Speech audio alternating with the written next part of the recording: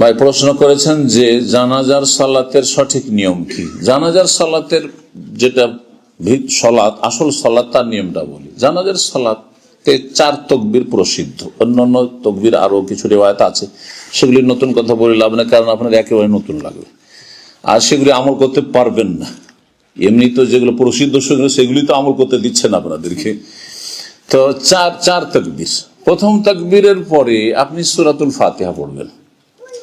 সূরাতুল ফাতিহা কোন ওলামারা তার সাথে সূরা ইখলাস বা কিছু, কিন্তু সূরাতুল ফাতিহা হাদিসে রয়েছে, এর বেশি কিছু নেই। এখানে যে ভুলটি করা হয়, আল্লামা আলবানী রাহিমাহুল্লাহ বলছেন যে যেটা আছে হাদিসে সেটা এক শ্রেণীর লোকেরা করে না। আপনাদের সমাজে যেসব লোকেরা জানাজা পড়ে, প্রচলিত জানাজা, তাদের যেটা হাদিস আছে সেটা হাদিস আছে সূরাতুল ফাতিহা পড়ে না, নিষেধ না, সূরা ফাতিহা নাই জানাজা।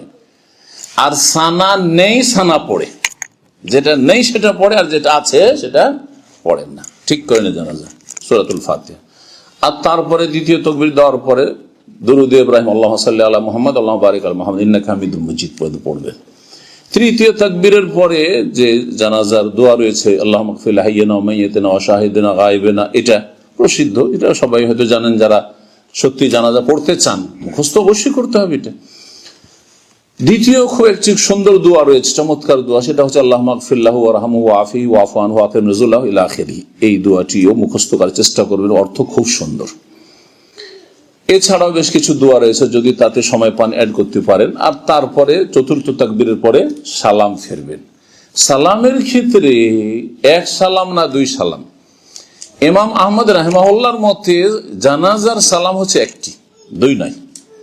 সুতরাং ইমাম আহমদ রাহিমাহুল্লাহর ইজতিহাদকে শক্তিশালী মনে করে সৌদি আরবে 1 সালামের উপর আমল আছে, যে ওইটাই সহিহ সুন্নাহ। কিন্তু আল্লামা আলবানী রাহিমাহুল্লাহ বা অন্যান্যরাও বলেছেন, ভারত, বাংলাদেশ, পাকিস্তানের, যে 2 রকমের হাদিস আছে। সুতরাং কেউ যদি 2 সালাম ফিরে আমরা আপত্তি করি না, যদি কেউ যদি 1 সালাম ফিরে তার উপর আপত্তি করি না। আর এই নিয়ে, এই ছোটখাটো মাসাইল নিয়ে বাড়াবাড়ি করবেন না, কারণ কোন এক এলাকা থেকে আমার কাছে খবর এসছে যে সেখানে কিছু আলেমরা সহিহ সুন্নাহ পালন করতে গিয়ে এত বাড়াবাড়ি করেছে, এখন 2 সালাম ফিরতে দেবেন এই নিয়ে বড় ঝগড়া লেগে গেছে। আপোষে সহি আকীদার মধ্যে ঝগড়া, সহি আকীদার লোক 2 দলে বলছে, কেউ বলছে 1 সালাম, কেউ 2 সালাম। তো 1 সালাম প্রতিষ্ঠা করতে হবে, যেহেতু সৌদি আরবে আছে, জরুরি নয়। 2 সালাম চলতে দেন।